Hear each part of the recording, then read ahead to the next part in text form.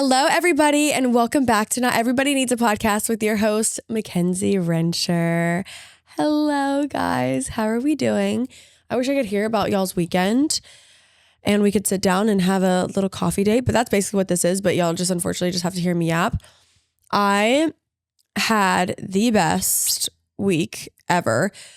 It is a Friday. I usually record on Tuesdays, and we had to push it back a little bit because I was on a brand trip with Kodak and Apple Vacations. Okay, I was actually in tears because whenever I posted that I was going to Punta Cana with Kodak, people thought I meant the rapper. And I don't know what business I would have going to Punta Cana with Kodak, but okay. He did just get the keys to the city, I think, somewhere, but no, it was the cameras, and that is way more on brand and it would make way more sense. And it was so fun. There were 5 other creators there, and they were all so sweet, and we had so much fun together.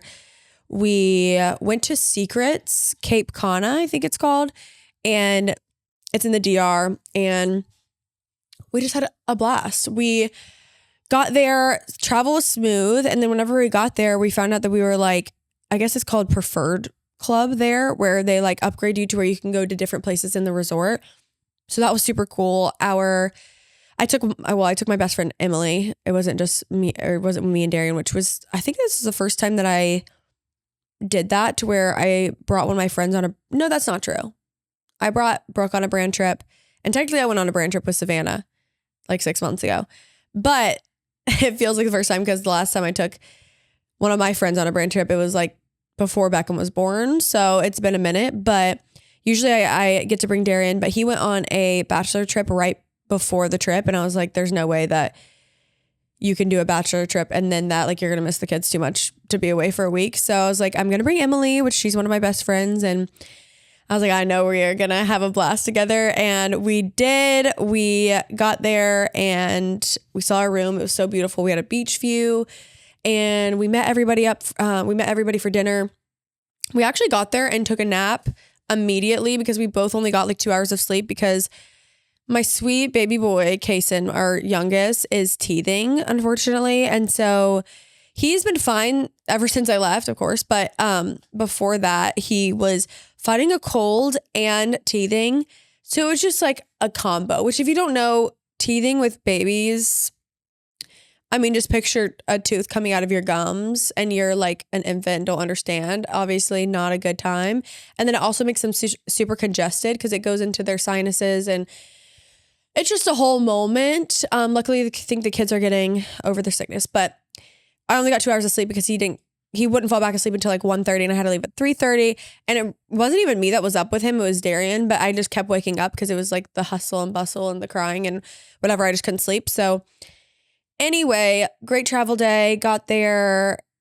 I literally went through this, but we had the best time with the people there. I get so nervous. Sorry, guys. I think I'm like fighting a cold too because I don't know if you guys can hear, but my sinuses are all whatever, but it could just be from travel. Anyway, I get kind of nervous when you're about to meet creators. I think mainly because you just hear horror stories of like, I loved this creator for so long and then I met her and then she was not nice. And so you just get nervous and you never know, but we had the best time. Everyone was so sweet. I didn't know anybody prior to going, so it was nice to like learn new faces and whatever. And well, I had seen Kenna before, but I didn't realize until I was there, and she was so sweet, and just everyone was, and they all had kids, which I'm sure wasn't a coincidence. But the thing that was crazy is that everyone was a Mormon besides me. I was the only non-Mormon, besides one of the girls that was working the trip with, I don't know if she worked for Apple Vacations or what. I loved her. Her name was Karen. She was my girl. We had shared lots of laughs and moments, but she's Catholic. So me and Emily were the only people that were just Christian. So we learned so much about Mormonism and Catholicism. And it was just so interesting. I love asking questions. I love learning different perspectives. And it just opened up a lot of conversations. And it was really refreshing because a lot of times you don't have those kind of conversations because it can cause strife or confusion, or like if we don't agree on something, it can turn into something. But everyone was like so chill, so open to answering questions. Cause I learned that, well, we've actually had Mormons knock on our door before. And I just like, I just didn't understand it. So I was just like, guys, I'm a Christian. It's okay. I know Jesus. Go on to the next house. But it's just cool to hear their perspective on the Book of Mormon. And like, I think that, not that I had judgment towards it, but I just didn't understand it prior. And I really honor the way, which if you guys don't know, Mormons go on I think it's either a 1.5 to 2 year trip, where after high school, they go to another part of the either country, another country or a different part of the world in their state or whatever. And they preach the gospel, which is kind of crazy because, well, also I thought that us and Mormons had like a lot less in common than we do. They really believe the Bible, but it's also the Book of Mormon, but there's nothing in the Bible that they don't believe in, which I did not know that. Like I thought it was completely different. So anyway, they go and they preach the gospel, and I'm like, I just think that they have like a holiness, or like they just see God as so holy, and they also go and make disciples among the nations very seriously. And I just honor that a lot. And we may not agree on everything, and I definitely am still confused on some things. I don't think I'll be converting anytime soon, but I think, we're both on the right path. And like, I really honor the way that they view God, and they just answered so many questions of mine. And I just have I have a respect for them for sure. And they also wear garments, which is crazy. I don't think that any of them were wearing their garments there, but I was looking into that. Me and Emily, at the end of the night, we're like doing so much research. Like, okay, what is garments? Okay, why can't they have coffee, but they can have soda? And like, we just had so many, because they don't drink at all. They don't drink coffee at all. There's a few things that they like for sure don't do.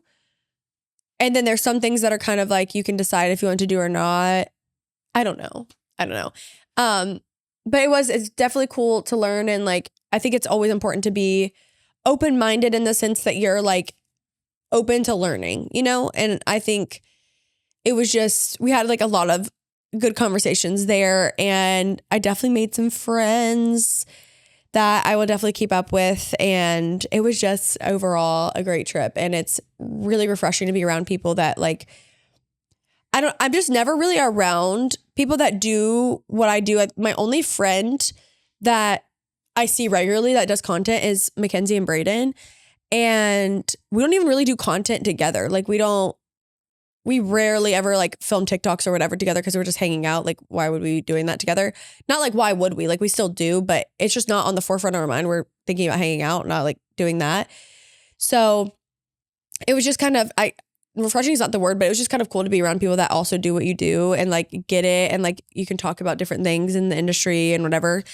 So that was cool. Overall, amazing. I loved the boat day that we had. We got a massage. We did like a hydrotherapy it was like an 1.5 hours of just like steam, cold plunge, hot plunge, LOL, like a hot tub, and then a bunch of different water machines. I didn't really understand it. And then they put cucumbers on our eyes, and we got to eat some snacks, and the food there was actually really good. You know that all-inclusives can be sketchy sometimes, and we had a great time. I got tan. Me and Emily laughed so much. Even yesterday, we had the worst travel day, not ever, absolutely not ever, but we just had a bad travel day. We were sitting on our airplane for 2.5 hours after we boarded. We got delayed. Then once we got delayed, we had to sit. Is it called turnpike? What's like the place where you're about to take off and was it the runway? What's the turnpike? Maybe terminal. Maybe we were sitting at the terminal. Whatever. My producer's fighting for his life trying to help me. But we were just sitting on the runway, I guess, for like 2.5 hours. And then once we finally, what's it called? Take off, LOL. Sorry, guys. My brain's also not working. I'm like, just got my coffee. Darren had like an emergency meeting this morning with something that is going live today. And so I'm starting like an hour later than we were planning on. And I'm have a meeting after this. So I'm I'm all over the place. And I just got off vacation. So I woke up and I'm like, what's going on? But anyway, we take off, then we land, and then we have to sit for another probably 30 minutes waiting for the plane in front of us to move so that we can get, it was just a lot. Okay. It was just a lot. Even then, me and Emily are like cracking up. Like we were just like texting each other.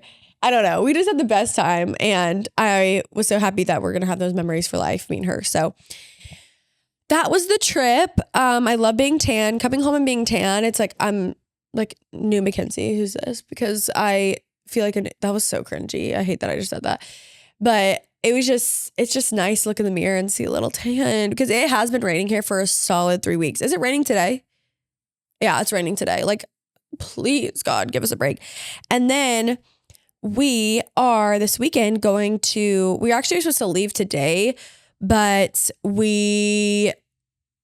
plans changed. We're going to Savannah tomorrow for Elliot's first birthday, which is so crazy, you guys, because Elliot and Kaysen are only 2 weeks apart. Wait, that just hit me that Kaysen's birthday's in 2 weeks. Perfect. I'll sob. But yeah, that's so emotional to think about. But our babies are turning 2 weeks apart.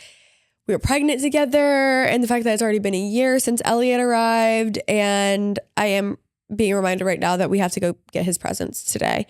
So we will be doing that today. I'll bring the kids to some kind of toy place and get him something special, but we're leaving to do that tomorrow. But then on Sunday, we have Mackenzie and Braden's gender reveal. So we're turning right back around on Sunday, which we usually try to spend 2 or 3 days in Savannah when we go because it's 4-hour drive. And a 4-hour drive with kids is more like 7. So we try to soak in as much time as there as we can. And it's usually all 8 of us that go, which is just my friend group there. And so I love to be able to get to see them. And so we try to soak it in, but we do have a party the next day. So we have to come right back. And so that'll be fun. You know, and that really brings me into my next point. Show up for your friends. Show up for your friends. Is it convenient that I just got back from a trip and that we're turning around immediately to go on a road trip and then have to turn immediately back around for another road trip to come and support our other friends? No, it's not convenient. And I'm not saying this to my own horn. I'm saying this because my friends have done this for me for years, and them showing up means the world to me. Olivia one time, I think it was for Beckham's 2nd birthday. She had something at home the morning of her birthday. She drove 4.5 hours, it's almost 5 hours, I think, to be at Beckham's birthday party, and then had to go to an event or a wedding in Columbia that night. So she went from Myrtle Beach to Greenville to Columbia, which is another 2-hour drive, just to be there for my daughter's 2nd birthday. And I can't even tell you how much that meant to me. And I'm not saying if someone does that for you, you need to do that for them. It's not like an obligation thing. It's just being a good friend and doing things when things aren't convenient. And I can go down every single list of my friends and tell you what each of them have done when it wasn't convenient to make me feel special. I truly could go do that with every single one of my friends, and the list would go on and on and on and on, because that's like what friends do, and that's what lasting friendships do. And there's just no way I would miss either one of those parties for my friends, like celebrating Elliot, and then also Mackenzie and Braden's first kid, like learning the gender. Those are 2 parties that you'll never get back. And I was not going to miss those. And, you know, some of you guys have got to get some grit. I think in this generation, we've learned boundaries, which our parents' generation did not have any boundaries. And they would let people run all over them. They would let their in-laws like stay a little too long at their house, or just come in and like disrespect their wives or husbands or whatever. And like, so they had no boundaries. So then this generation was like, no, boundaries are healthy. We need to have boundaries. That's very important. And now we just have a little too many boundaries. Like they're like, well, I have this boundary where I can't spread myself too thin, and I blah, blah, blah. Take care of yourself. Don't get me wrong. Don't clip this and get in a tizzy, but show up for your friends. It's not always going to be convenient. Actually 99.9%, y'all can go back and watch my friendship podcast that I did. I don't know when that was, 5 months ago or something, where we talked about friendship and how it's not convenient, but you power through and you push through for the memories and to make your friends feel special. And if you're not that kind of person, don't be surprised when it's your kid's first birthday and no one shows up because it's not convenient. Because everyone is always going to have something going on and you just have to push through. And that's like a very important part of life. And that's an important part of keeping friends and having good, healthy friendships. Hello? Like if I did not show up for my friends anytime it was inconvenient, 9 times out of 10, and I'm not kidding, I would not go to events because there's always something with your kids. Your kids have this, your kids have that. We couldn't get out of the house. We have this event right after, whatever. But you just make it work when you want to be a good friend. Amen. Amen. I really want to, well, also I took a break on Whole30. Wait, hello? Wow, Whole30. That just really brought me back when I did Whole30 in high school. Hey, baby, I hear you. Beckham's upstairs saying hi to me. I cannot wait to spend time with them today. I've missed them so much. Especially towards the end of a trip, I'm like, get me home to my kids and my husband because I miss them so much and I miss life here so much. She just went to the stairs and went, hey, mommy. Anyway, but I took a break on Soft 30. Y'all can look up what Whole30 is later, but it's just a super extreme diet. Whatever. Why was I doing that in high school? I don't know. I took a break for Soft 30 because obviously I was on vacation. Like, what are the odds of eating 80-20 on vacation? 0%. And wait, did I ever finish my sentence about the all-inclusive food? It was good. That was the sentence. But I think that I started it and I didn't finish. Sorry if I'm all over the place because I'm kind of stressed. I'm not going to lie because we started so late and I'm trying to like get out everything I wanted to talk about, but I also have a meeting. So I'm sorry if I'm rambling, but I want to talk to you guys as long as I can. So I'm trying to get everything out. But I took a little break because I was eating pasta, cheese. I was eating whatever I wanted while I was there, as I should. And I definitely was not drinking half a gallon of water. I mean, I don't think I actually did anything. I worked out once while I was there and I had juice in the mornings, tried to eat veggies. That's all I was going to get to, unfortunately, on those days because I was soaking it in and trying to vacation. And we also were there for work. So I was also trying to do that too. But I want to get back in the rhythm of things a little quicker this time than I normally do especially because we're turning around to go on a trip, but also because I do want to stick to Soft 30, like I'm starting again today because it has made me feel so good. And Darian was right. Ever since I started drinking half a gallon of water a day, it usually ends up being more, but guys, I've been feeling good. Not gonna lie. A lot less tired, a lot less groggy, a lot less brain fog.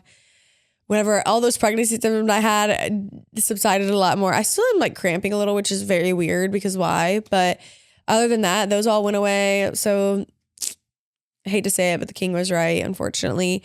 And I have been feeling good. So I want to go back to that.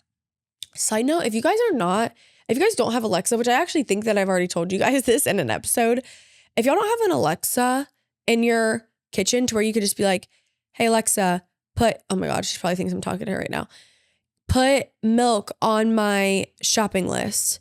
And then you could go back on your phone on the Alexa app and it'll tell you, you need milk, you need eggs, whatever. Like I just say it whenever I am going throughout my week and we run out of things. Like we need more carrots. We need more.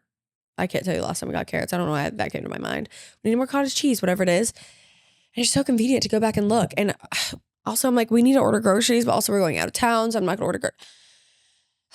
It's just kind of all over the place. But what I wanted, like my main thing that I was thinking about talking about this week, because it has been so helpful for me is, oh God, I see a spider. Guys, I have to kill it. Just please give me a second, guys. That was so dramatic and so necessary because why was it jumping around like that? That could not live in my house. I couldn't see that crawling and move on. Whoa. I did scream, which I'm not even really scared of bugs like that. I screamed because he was jumping all around. I thought he was going to jump into my hair or something. Okay, moving on. I wanted to talk about, this thought originated because I saw it online and I was like, wait, that's so true. But I was talking to somebody that was telling me that she struggled with anxiety and depression for a while, and how she used to believe in God, and her parents are Catholic, I think she said, but she used to believe in God, and she really struggled with her faith because she was dealing with such bad anxiety and depression. She was asking God to take it away. And she just felt like so hopeless and confused. And I've definitely walked through things like that before, especially when I was dealing with my OCD super badly and it wasn't going away. And I was just having such intrusive thoughts all the time. And I just felt like so overwhelmed daily. And I just wanted to like escape my brain. And I was like, why can I not be normal? And I just remember begging and asking God to take it away. Like, what am I doing wrong? Whatever. And it felt so frustrating. And I definitely don't have all the answers for that. Like, there's a lot of hurt and there can be a lot of pain that comes with really like dark thoughts or like whatever it is. And you feel like you just cannot escape. And something that I heard that I feel like is really going to change my mindset in my life, honestly, is that Jesus came to abolish sin and kill darkness, but he did not come to help you escape the human experience. Like he can't save you from the human experience because it's the human experience. And that is the beauty of life with him, is you get to choose him and you are not forced to choose a life with him. That's why a lot of people choose other things. And just the thought of like God saved you from sin and darkness, not the human experience, was so helpful for me because I'm like, that's true. He came and he put on human form and he lived like us and he defeated the grave and he defeated sin and darkness. And there are so many things that we don't have to live in anymore because we have a life with him full of freedom and joy and love and union with him. But it doesn't save us from still experiencing the human experience. Like, we still are going to experience hardship and thoughts that we have to fight off. And that is just the reality of being human. And I think a lot of times people think that God is going to save them from the human experience, where it's like, okay, so if I give my life to God, then like nothing bad is ever going to happen. No, it's not how it works. I kind of talked about that last week too, where it's life with God is so beautiful because we're not forced into it. Now, if we were forced into loving him, it wouldn't be, how I think about it is if Darren and I were in an arranged marriage and I was forced to be with Darren, it would not be this like special union and love because we didn't like choose each other. Whereas God gave us the option to choose him and he has already chosen us. Chose. Hello, guys. I need help. I cannot wait to chug water and electrolytes and my coffee after this. Please, God, help me. He already chose us and he gives us the opportunity to choose him. And the amount of beauty that comes with choosing him, I never want to experience a life without him, ever. But at the same time, he helps walk me through the human experience. And you could choose to do that alone or not, but it doesn't mean that those things are not going to come. It's almost promised in the Bible. Like, you will experience hardship and trial and tribulations, but you don't have to go through them alone. Jesus is with you. You have goodness and mercy that follow you for all of your days. Your mercies are new every single morning, and you're not a slave to sin anymore. And again, there's like so many beautiful things, but it still is a choice. And that's what makes it beautiful. And if he was forcing us to love him, he would be a scary ruler. And that's not what he is. He's a loving father, a friend, a brother. And yeah, I just feel like I don't know who that's for, but it was very helpful for me. And another thing that's like been on my mind a lot is, guys, my meeting is supposed to be happening right now, but like, sorry, I'm yapping. I can't stop yapping. I recently saw a TikTok that, I don't know if I reposted it or not, but where she was saying the westernized church is so obsessed with heaven. She's like, if God came down in human form and told me there is no heaven, I don't know if my life would change that much, because life with him every single day is why I follow him. And I'm like, wait, so true. And that's what I feel like on earth as it is in heaven is supposed to be. Whenever you're living life with God, heaven is now. Like, it's supposed to be not like heaven is a mindset. I don't know if that's like what I'm trying to get at. And more so like, I do believe we're going to heaven. And am I so excited? Yeah. Not having to think about anything, not having to worry about anything, just being with Jesus, like meeting him is going to be so amazing and beautiful. I can't even fathom not even having to like, just talking with him face to face is going to be insane. And there's going to be a lot of benefits to heaven. Don't get me wrong. I'm not going to pretend like there isn't, but life with him every day is why I choose him every single day. And the peace, the joy, the fact that I don't have to go and try to find my fulfillment in all of these things that are going to leave me dry and empty, and that I can choose him and he fulfills me.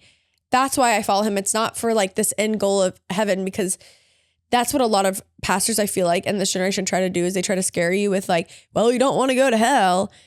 Yeah, you're right. I don't. But also I want to live with God every day, and I want to bring heaven to earth. And yeah, I don't really know if that makes me every single week. I don't know if that makes sense. If it doesn't, then period. I want to do a Mackenzie's mindset really quick before I have to hop on this call, but I'm sorry that it's a little bit late of an episode. Darian did have a little meeting that he could not get out of, and that unfortunately did push back my entire day. All right, let's pull up on Mackenzie's mindset. This is a segment that I do at the end of every single episode where I give you guys my mindset on your questions or your scenarios. So let's get into the first one. This person wants to know, do you participate in tithing? I personally don't think that tithing is an option. I mean, maybe it is actually. I need to look into this, and I'll give you guys an update after I do my research. But the Bible is pretty clear about giving 10% back to God, and that he will bless it. I personally believe that everything good that I've been given has come from God. We have been so blessed, regardless if we've been blessed or not. I would still give 10% to God, but we've been so blessed, and there definitely are times where Darian and I are like, okay, this hurts a little bit to give 10% to the church right now. But also, one, I trust that I'm taken care of no matter what my bank account says, which is funny because people are like, it's easy to say when your bank account, blah, blah, blah, or you're able to do this. Okay. But also I have had little before, and I've still tithed. Back when I had nothing, I did. So y'all can say that how you want, but I know my truth. And I know that regardless of what our finances show, that every single time that we get paid, we are going to give back to God, period. There's not really an option for us with that. God has blessed us so much. And I just don't even see that as an option. So yes, we do. I'm not saying that to brag. My reward is in heaven. My reward is with Jesus. I'm just giving you guys, you asked, so I'm telling you, we do, and we always will. I actually will do one more because that was really short. Okay, I like this one. How to keep your marriage healthy and fun while welcoming a baby. Also, you guys can send any of your submissions or your Mackenzie's mindsets to either my personal, but I'll see it a lot more. The odds of me seeing it is a lot higher if you do it to our personal TikTok and Instagram page. Not everybody needs a podcast. And follow while you're there, while you're submitting, hit that follow button. Period. Anyway, I think this is very important. I know it is very hard when you're welcoming a baby to make that baby your main focus. And while that is important, and for a season, it will feel like that is such a large portion of your life. At the same time, you have to pour into your marriage. And I would say my rapid fire answer to this, because I do have to go 10 minutes ago, is have a date night weekly without your kid. And I know that's hard. And I'm not talking about the beginning. I would say probably past 6 weeks, when the baby has like, you feel comfortable with like laying it down at night and going and like leaving it with a grandparent or whatever. If you have to bring your baby, then that's fine. Just make sure they're sleeping and that y'all are able to still connect and like let yourself be the main focus. Cause I know not everybody has a village, but prioritize your marriage at least once a week. Even if it's, okay, we have the baby upstairs, we don't have a village, I don't trust anybody with my baby. Set up a special table in your living room where you order your favorite takeout. And that is the time for you two with no phones and no distraction. And you're able to just be together. That is so important. And I would say at least once a week, you have got to prioritize that. And also something that I feel like is good for me and Darian is like looking at each other in the eyes during the day and connecting, whether that's like, are you doing okay? How's today going? Where you just like slow down and connect with each other. Because a lot of times it can feel like you're just roommates and you're just like, okay, we're not eating at the same time. We're not doing this at the same time. Like my baby needs me for this or whatever. And it can just feel very like a lot, but like just looking at each other and just making sure that your spouse is okay and checking in with them. And our family meetings on Sundays are super helpful too, where we're able to be like, okay, what do you need from me? What does this week look like? And you're on the same page. So yeah, I would say family meetings, looking at each other throughout the day in each other's eyes and like connecting. And then also once a week, having time for just you two, if you're able to do that. That is my answer. I love you guys so much. I wish I did not have to go. I have a lot more to say, but I will see you guys next week with a new episode of Not Everybody Needs a Podcast. Love you guys.